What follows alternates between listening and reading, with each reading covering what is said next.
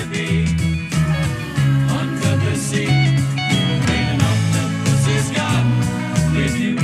And whilst normally we dive round the Sydney Harbour and southern beaches area, Botany Bay and the like, today we're heading south to Jervis Bay because Marco Bordieri joins us from Sydney Underwater Gazette, and you had a great time down in the region recently, Marco.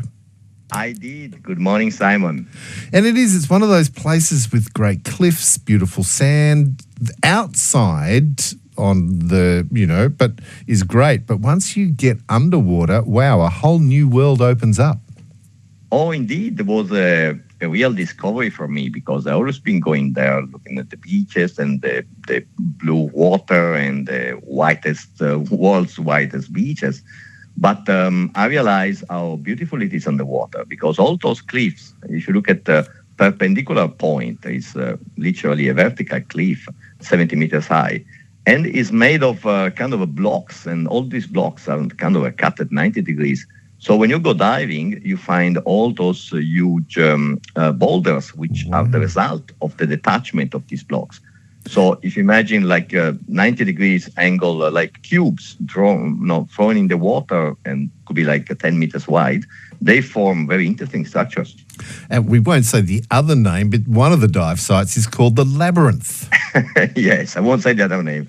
There's a couple of names. So the Labyrinth is such a name because if you imagine to drop a number of these cubes, boulders with the shape of cube, and then you drop a bigger one on top to act as a ceiling. Yeah. What happens, you can swim inside, and then you got all the different rooms and end-to-end exits. That is amazing. Now, we'll get into what you found down there, and it was pretty... to me, that you spotted what it was is incredible because I'm looking at the photo, but the sea life before we get to that is incredible. Yeah, so the sea life, it's mainly made of, there is a full variety, but probably the most notable fish are the eastern blue devil, which we can find in Sydney, but is quite rare. Over there, you find it very easily. It's a blue fish with white stripes and yellow fins. It's just beautiful, and it's protected because of the low abundance, but also for the desirability in the marine aquarium industry because the way it looks. It does. It looks like a really spectacular, almost tropical fish. On the Sydney Underwater Gazette Facebook page, there's a fantastic video of a colony of seals and grey nurse sharks. Yeah, it's full of grey nurse sharks.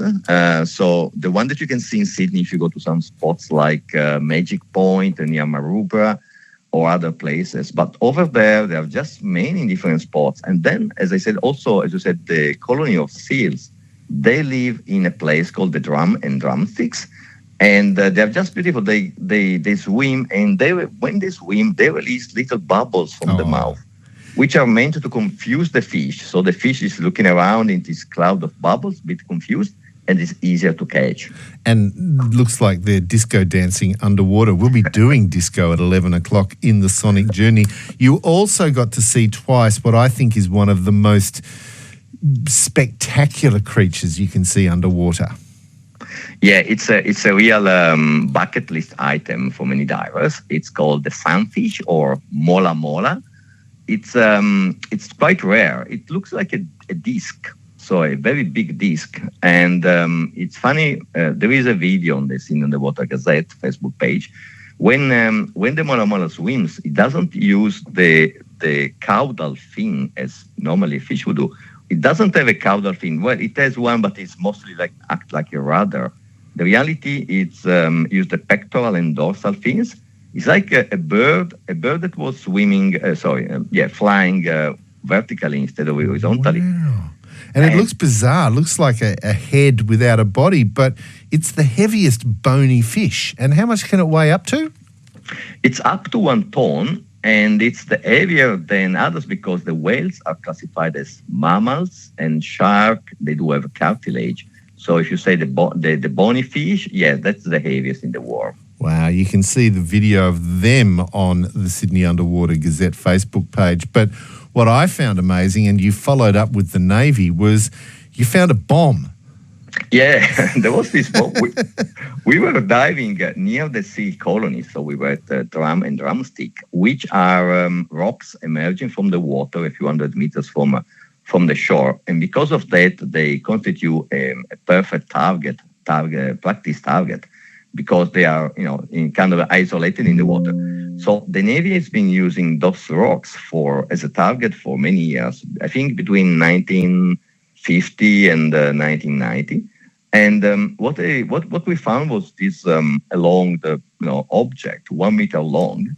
So we took pictures. We tried to take also the location, and then we alerted. Well, the process is you alert the local police. They alert the New South Wales Police, the bomb disposal unit, and eventually they alert the Navy, because that's clearly property of the Navy. That could be the only one that dropped something like this.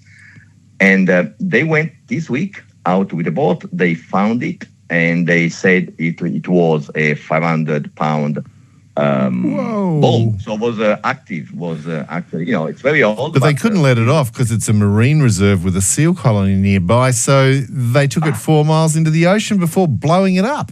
That's what they did. Yes, they created a safety area around of 1 mile, so no one could. They alerted all the traffic to stay clear, and they set it off 4 miles off the coast. Well, look, spectacular underwater Jervis Bay, but what, very quickly, will it be like for Sydney today?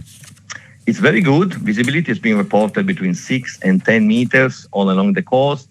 Temperature is a balmy 22 degrees. Limited swell should allow access from any beach. So, it's definitely a weekend to go diving. This is fantastic. Marco Bordieri, you have a great weekend. You too, Simon. And if you want to see those videos of the sunfish, the seal colony, or the grey nurse sharks, you can do so at the Sydney Underwater Gazette Facebook page.